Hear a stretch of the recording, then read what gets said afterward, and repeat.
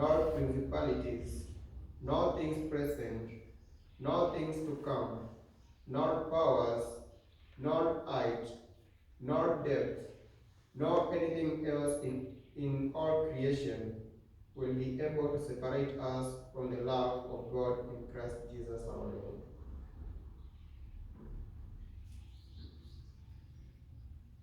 The word of the Lord. Thanks be to God. Let us arise for the gospel acclamation.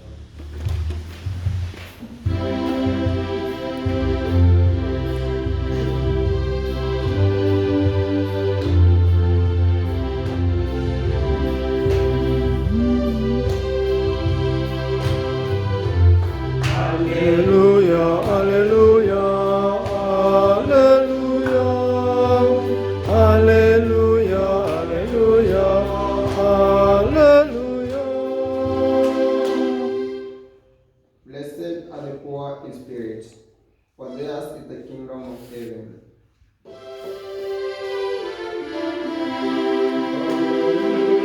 Hallelujah, hallelujah, hallelujah.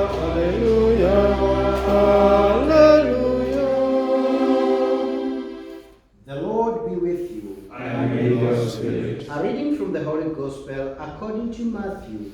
Glory to you, O Lord. It is Matthew chapter 5 verses 1 to 12a. At that time, seeing the crowds, Jesus went up on the mountain, and when he had sat down, his disciples came to him. And he opened his mouth and taught them, saying, Blessed are the poor in spirit, for theirs is the kingdom of heaven. Blessed are those who mourn, for they shall be comforted. Blessed are the meek, for they shall inherit the earth. Blessed are those who hunger and thirst for righteousness, for they shall be satisfied. Blessed are the merciful, for they shall obtain mercy. Blessed are the pure in heart, for they shall see God. Blessed are the peacemakers, for they shall be called the sons of God. Blessed are those who are persecuted for righteousness' sake, for theirs is the kingdom of heaven. Blessed are you when men revile you and persecute you and utter all kinds of evil against you falsely on my account. Rejoice and be glad, for your reward is great in heaven. The gospel of the Lord. Praise to you, Lord Jesus Christ. We come this morning, yet still morning because we are not eating lunch, and we come this morning because it's a feast day of our novitiate, and for us within the Eastern African countries, we are proud that some of our brothers in the past have witnessed to God even when they had not known Him as we know Him today. When these 22 neophytes, the young people who had entered the faith, were led to martyrdom in Uganda, little did they know that their little cries and shouts, sometimes maybe some out of their pain and disappointment, they did not know that in our times their cries would have reached the ends of the earth. Today in Namgongo, people come from Mexico, from Latin America, from other points of the world. But when it was happening on that fateful period in 1887, very few people knew that they could outlive themselves. And this is where we find the promise of God being exact, that those who lose their lives for the sake of God will get it, and they are in the process of getting it. Personally, I have ever been to Namgongo. I give you a bad experience. I always don't give bad experiences, but I give you a bad experience. When I finished my novitiate, I was sent away among 3 others. And we were 6. 3 of us were sent home. I'm not preparing you that we are going to send you home, but we can send you home depending on how we see you responding to your application. I was among those who were sent home. And having come from the seminary, I really felt that life was a little bit not okay with me. So I went to Nairobi. I was a member of the Focal movement, and one evening when I was praying and doing my adoration, it's like I heard a voice. I still remember I heard a voice, Wawero, if you want to save your vocation, go to Namgongo. Now, when I was leaving this place, we had only been given 1,000 shillings, and by the time I got to Nairobi, I had only 200 shillings in my pocket, and that was my pocket money, holiday usage, and everything. Now, getting home, I did not have the money to go to Namgongo, which required at least 6,000 Kenyan money. But there was this woman who approached me, and she was used to going to Namgongo, but this time she could not manage because she was unwell. So she approached me and asked me, well, could I get somebody whom I can send to Namgongo to pray for my condition and my family? I knew that deep down in my heart I wanted to go, but I did not want to become clear-headed to propose myself. So I would say, I'll get one. After a week, she came back asking whether I got one. I said, I'm still looking, but in my heart, I want to go, but I don't want to show my greed to go. After the second week, I came and said, she came, I said, I did not get anyone, but maybe I can. Yes, she said, yes, you can go because you're already a seminarian and you know how such prayers are made, and eventually I decided to go. She paid the money. I was the last one to enroll in that great journey. We ushered out in the Davos, not as Davos, there were at least 2 buses that were getting there, and there were 2 priests, and they entrusted me with one bus and said, you are going to lead all the spiritual exercises in that bus, but don't bless the people, don't confess them, don't give blessings, but the others you can give. We went to Namgongo, and all the way to Namgongo, I was feeling in my heart that this is a great burden because I have been sent away. And I did not tell my parish priest that I was sent away.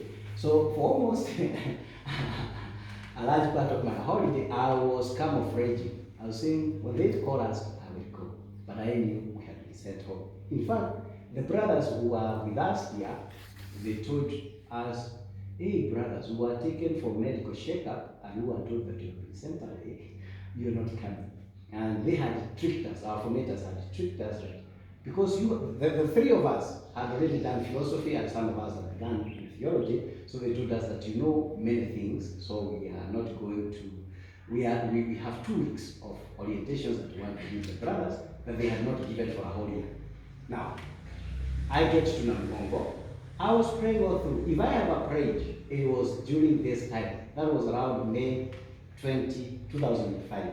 No, sorry. So 2008, not 2005, 2008. Yes, because it's after my postgraduate, 2007, 2008. And when we got to Namgongo, I was making the prayer and saying, I do not know why I'm here, but I had a voice. From wherever the voice came, I have done my part, I have come, respond. Only 1 week after 3 days after my pilgrimage, I was called. I was told, we need you the day after tomorrow, and if you don't come, we shall consider that you don't want to do your novitiate.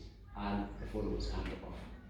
Now I did not have the money, and I had to go to the parish priest and talk to him and tell him, oh, I had told you that over the holidays they are going to call us. I knew I had been sent away, but I did not tell him. So he told me that he's going to give the money, and gave me money. I'm giving this story to tell you that all the pilgrimages that we make with an intention, they never go unanswered. When these ritual boys, 22 of them, with these youngest at the age of 15, 16, were crying out, and maybe the one with 25 years, and when they were crying, their music was a nuisance to Kabaka and the others, but in the ears of God, it was good music as they were praising Him.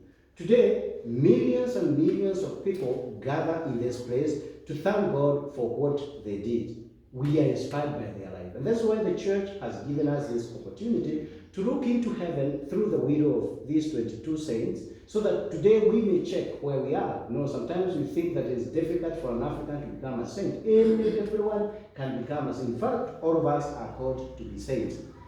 In the church history, we have developed the concept of red and white martyrdoms. Red martyrdoms is when we witness to the Lord by shedding our blood, while white martyrdom is when we labor daily with our sweat, with our saliva, with our tears, in order to witness to God by what we say, by the reasons why we cry because of God's word, and even sometimes pouring out our saliva as we are shouting, telling the people the way of life is this direction. We may not all become red martyrs like these 22, and a good example can be given by an ancient Roman coin. We are told that this ancient Roman coin had on one side the image of a bull or an oxen, and with one eye it was facing the plow, and with the other eye it was facing the altar, and there was an inscription, ready for either. For a Roman bull, when it was born, it is either it will be prepared to witness as white martyr in the fields, cultivating every day, or it was being prepared to offer sacrifices to the gods of the time, and the bull knew either way I'll be prepared either for white martyrdom, plowing and witnessing the field, or red martyrdom when it is going to shed its blood. We may not be called like the Uganda martyrs to shed our blood, but we are called every day as we are shedding down our desires. All of us would have made very good families. I'm sure that if I was to marry, I would get a very good virgin. But we have forsaken this, and our passion when it comes, we would have owned very many things, but because of our vow of poverty, we have said no. We could have gone anywhere we want, and we could have done whatever we want, but because of our martyrdom of obedience, we say, yes, I will do this even when it's against my will. For chastity's sake, we say, these pleasures that come and the temptations that come, we are not going to follow them. We are going against the currents of the time. We may not be called to shed blood like these people, but we are called to witness every day. Today, as we said, we are coming here to celebrate the first of the sub-Saharan Christian martyrs. Among them is Kizito. Now, when we look at the way the feast is arranged here, we talk of Charles Luanga and his companions, the 22 of them. But for our sake, because of Kizito, who was the youngest in the group, and we have taken him as our patron, we shall have at least a moment to think about our life with him, because he is the patron saint of our novitiate. These people died because of their faith, and they did not die in one day, as they tell us, because I was not there. It was on the 15th, between the 15th of November 1885 to January 27, 1887 in Namugongo of Uganda. And they are normally called by their patron, that is St. Charles Luanga. They are called the companions and his companions, who are beatified in 1920 and then canonized by Pope Paul VI in 1964. In 1879, Catholicism had begun spreading in Uganda when the White Fathers or Missionaries of Africa, a congregation founded by Cardinal Lavigeri, was peaceably received by King Mutesa of Uganda. The priests started preparing the catechumen for baptism, and before a large number of these pages, people working in the palace, they were become Catholics, slowly by slowly, some by desire, some by baptism, and others by in the preparation. However, when King Mutesa died, the young Mwanga took the reign of the kingship. This was a young corrupt boy who had ritually engaged in pedophile activities and homosexuals, and him, when he saw the behind of a young boy, he would tremble. And he was gathering these young boys around him. He did not have appetites for women, he had appetite for boys. When King Mwanga was visiting, when he had this King Mwanga began showing his threat by killing and visiting Anglican bishop, and eventually Joseph Mukasa, one of these 22 martyrs, saw that this man was very serious. So he started protecting these young boys and giving them counsel on what to do and how to behave, because they knew through the lust of this king, they would be killed. And because he was known to help these young people, on the November 15, 1885, he was beheaded.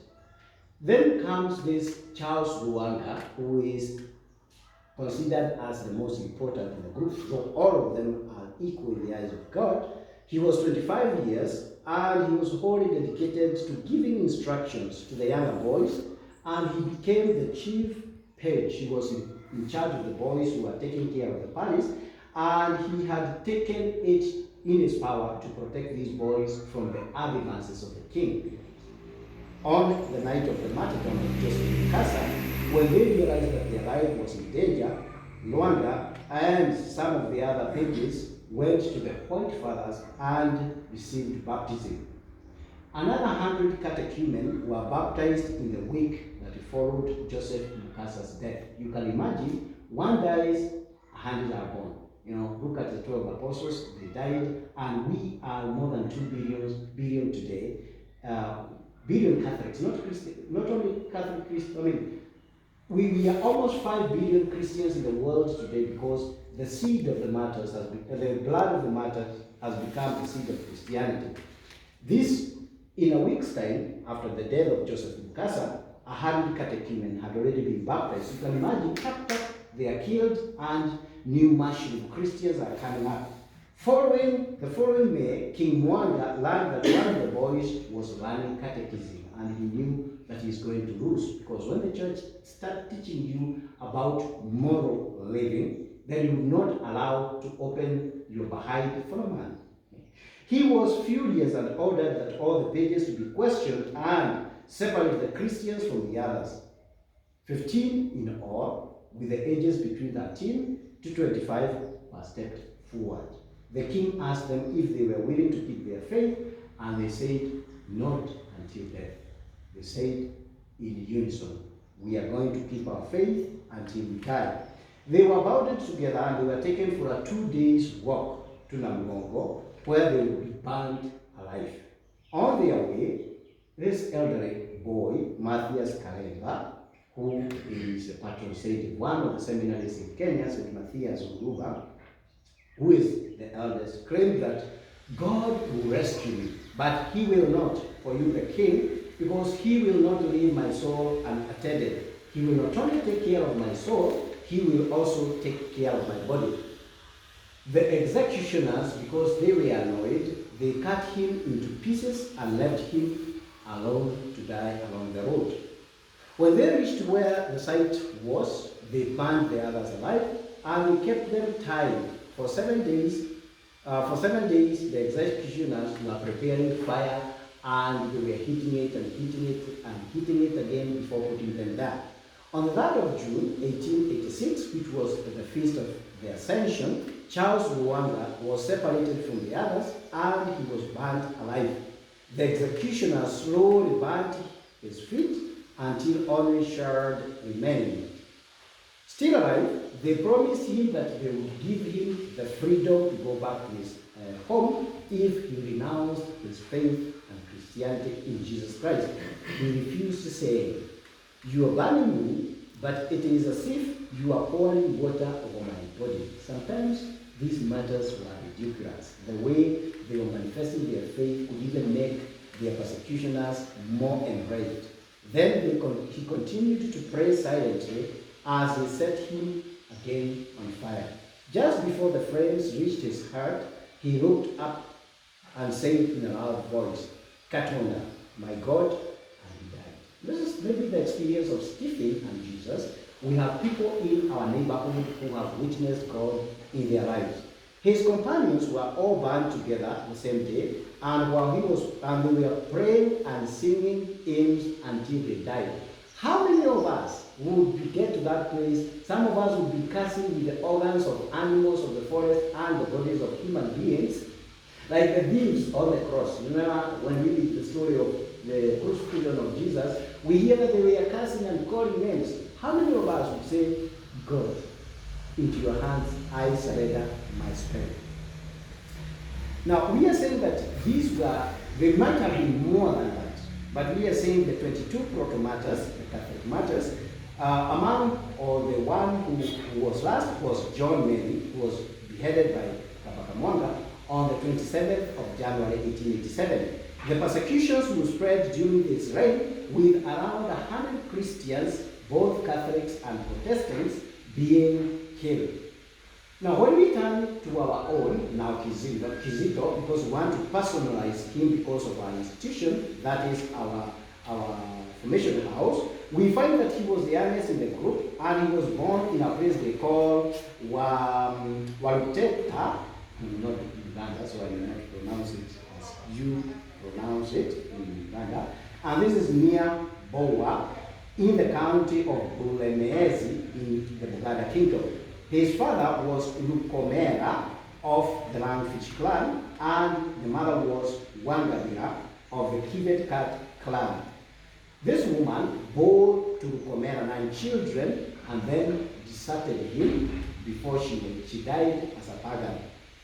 As a page or a servant in the palace, Kizito was attached to serve in the private quarters of the enclosure. Because of his innocence and his body composure, the king was always arrivating when he looked at his high person. It is likely that he had got interested into Christianity sometimes before he got this important job. He joined catechism, and after the death of Joseph, he might have joined catechism slightly after the death of Joseph Nkasa. He seemed to have been the most preferred of the pages of Kabaka Mwanga, and he was his Arab boy, could be sent anywhere. And we are told that he was the one who was calling the butchers. When they were coming to slaughter in the palace, he was the one to go and look for them and bring them. And when the king was buying new canoes for his elect, he was the one to be sent. Being a young boy, cheerful and good-looking, he was also one of the subjects of Kabaka's unnatural lust. He was saying that his body, whenever he passed, Kabaka was parakashana. However, in his childhood mind at the age of 13 or 14 years, he did not seem to understand the danger that he was sitting on. The passion of shame for this king was high, but this innocent boy did not know the danger that was around him. Members of his clan were suggesting, or they suggest that Kizito was 16 when he died, but there is a general view that he was 15 when he was killed. And nevertheless, because of his youthful state, his small body size, he was sufficiently mature and he understood the evils around him when he continued running the catechism, and he could not allow a sin against chastity. When he knew that his life was in danger, now Kizito, with another man called Mugaga, and their fellow page from the audience hall, Giavira, all good-looking boys who were fighting against these advances of the king, they demanded to be baptized, and the priests were a little bit far. It was Father Mapera, which they could not pronounce in French, my father, Mapera. He was promising to come and baptize them. They were beseeching this Père or Padre Lauder to baptize them, but because he was a little bit far, he could not do it immediately when they wanted. Kizito by now had known that the king would not require a second thought to kill him, and he did not want to die a pagan. So, though he was young, the priest a little bit doubted whether he was sufficiently mature to be baptized, but he insisted and insisted and insisted again until the occasion came. And this priest would come eventually so that he can give the baptism, or to fix the baptism day. He had promised that within a month he is going to give this baptism, and within a month this boy was baptized and a martyr.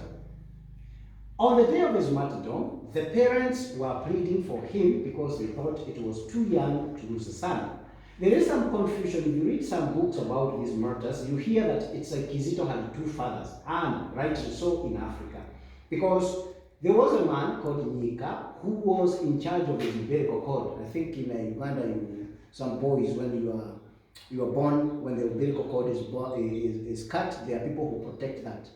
I think because when I was reading some of these resources, I found that there was a Mzee Nika who had, by blood pact, had become the godfather of Kizito because he was protecting his umbilical cord, and it is he who might have searched this job for him to be very close to the king. And because he was the guardian of the umbilical cord, he was thought to be very close and he would plead for him. This man, Micah, felt so bad because when he was trying to plead for his own son, his son was also killed, and he was found to be very bitter. He was saying, if I was not able to protect my son, how do you think I can spare your son who is not my blood son? So in this bitterness, he would not plead for him, and eventually this boy would be killed. On the martyrdom of Kizito, there was this man called Ntono.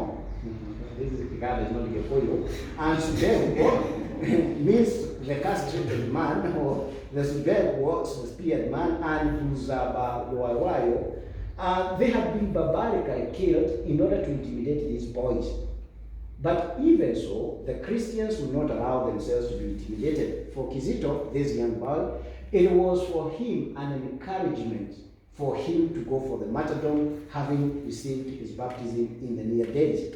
On seeing this man, Nyoni Tono, Charles Wanga, Adrukagwa, Nasibu, and others, they were advising the small boys like Kizito to run away from the palace and hide so that they can prolong the Christianity long after these elder boys had been killed. Showing great determination, Charles embarked on Kizito. From time to time, he would be there with him, encouraging him, and he is considered to be the one who lit the fire of martyrdom in this young boy. Charles tried to reassure him with very sweet and persuasive voices, and moments he was telling him, when I die, make sure that you also come to my path, because we are sure that for whom we are to die, he will not abandon us. If we have to die for Jesus, we shall live together as we have lived here on earth. Indeed, this became true because eventually Kabaka will order all the pages to be assembled and all the Christians to be separated from the non-Christians and then will be killed. Charles was in charge of them, and taking Kizito by hand, closely followed the Christian pages and walked calmly as Kabaka invited them to go for the martyrdom. The Padre Gaulero, Mapera, when you go to Nangongo, you find a chapel dedicated for him, who was at Munyonyo, but outside the court, seeking audience with Kabaka, said, I saw the little Kizito laughing at the odd situation. He looked as happy as if he was playing with his friends. For him, Kabaka, this Kizito, when he was going to the death, it is like a child playing with other children. Sometimes when I look at the life of martyrs, they seem maybe not to have understood the weight of what they were going through, or maybe they had entered into a situation of faith that they never saw anything else but Jesus for whom they were dying. After this sentence, the Christians were once tied in their slave yokes and led away to Namgongo to be burned. From Munyonyo, where they were sentenced, Kizito, who was 14 years now, together with the fellows, had to walk for about 7 miles to Mengo, and then to Namgongo, another distance of 20 miles, in chains, threads, and yokes, around their necks, hands, and legs. They may have died as slaves, but they have died for one who came to redeem the slaves of sin, and they were born into freedom. Kizito walked all the way to Namgongo and was burned alive with the other fellow people on the Ascension Thursday, 3rd June 1886. The first fruit of this were two people. Was his father, Mika, who was his adopted father, died a pagan because he did not believe in what they were doing. But the chief executioner would eventually come and ask, what was the religion of the boys that we killed? And when he was told it is the religion of the French people where they called Jesus, he said, I too want to be baptized. The father too. Now, for us, looking at our readings today, we may not be called to witness God in the way of the 7 Maccabean brothers or these blood martyrs in order to become witnesses of blood. We may not get that opportunity to be whipped like these boys and be burned alive, but we can witness into this lukewarm world where all virtues seem put under the desk, where people are running after pleasure, where people are running after pride, where people are running after wealth and other things, we are called to witness. We may not be asked not to eat pork because it's our staple food, we eat it now and then. Or we may not be asked to do other things that maybe may not be considered big for us, we may laugh at them. How could a man die and not eat kitimoto? How I hear how those who eat it, I hear it's very sweet.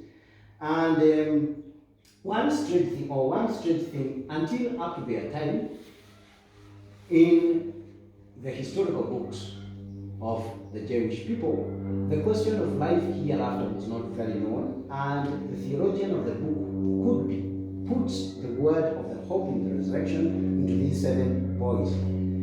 They were sure to get back their life. We are here being consumed and undergoing the holocaust of our life by the great gift we are giving to God. Sometimes we are thought not to be fecund because we do not give birth to children biologically, but the gift of our celibacy, the gift of our chastity, the gift of our obedience, and the gift of our poverty assures us this great oblation and the holocaust we give to God will ensure that we get back our lives when we are done. If the Lord is on our side, the psalmist was singing.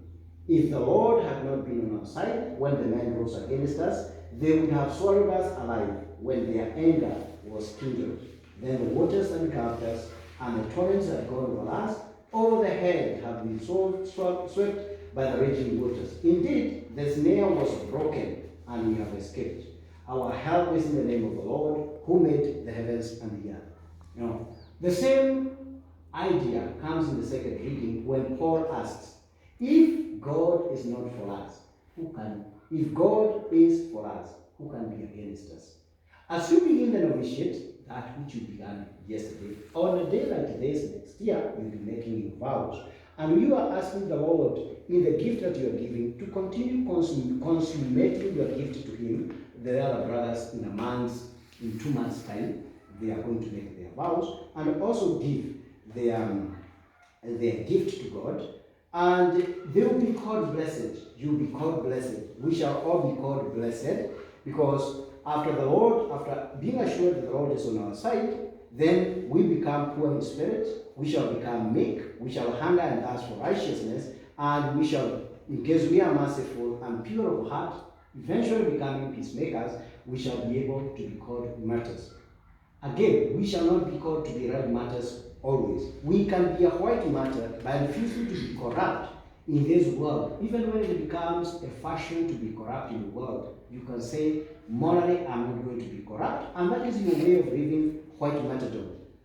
As parents, because we encounter them every day, they can be white martyrs if they are available to their children, accompanying them every step of their life to ensure that they are upright. We can bear the husbands and wives alike. They can live their martyrdom by perseverance in case the wives and husbands are difficult. You know the story of St. Augustine. Patricus the father was so hard, but Mother Monica was always very persistent and resilient, able to transform, to bear with the situation until at the point of death, he was baptized and was able to keep the faith of the wayward son because of our faith. We can also bear white martyrdom, maybe as the wife, when they read Proverbs 31, and the qualities that are given of this model wife, if they read it. We can be able to bear white martyrdom as students by fulfilling what is required of us here in the novitiate, and maybe for those who be in 2 months in the philosophical year, as you live daily, faithful to your call as a student, you can be a white martyr. For us, the priest, we can become white martyrs if we agree to become other Christs as we are taking care of the flock of Jesus. We can bear white martyrdom as employees wherever we find ourselves by living the code of conduct stipulated by our place of work. We can be white martyrdom if we, the employers, are doing proportional investment in our workers by paying them correctly, depending on the work they do, so that we can anticipate productivity in them. We can be white martyrs as farmers by not compromising the qualities of production, be it our chicken, our crops, our milk, and other things. You know, sometimes we are so much interested in profit. You know, there are those farms, they put water in the milk to increase it, or even the other products, the way we measure them, the way we produce, we shall be what matters when we do it correctly. As businessmen, when we hold things, we compromise our balances, we engage in counterfeit goods, and we always sell things that do not meet the quality of the market. If we agree to go against the current and we say we shall always keep the quality, we shall always keep the measure, we shall always be faithful, then we can be martyrs. May God of the martyrs, whom we want to become, white martyrs, and if circumstances allow, red martyrs, be placed forever, let us be one of them, even when we don't canonize you. Amen.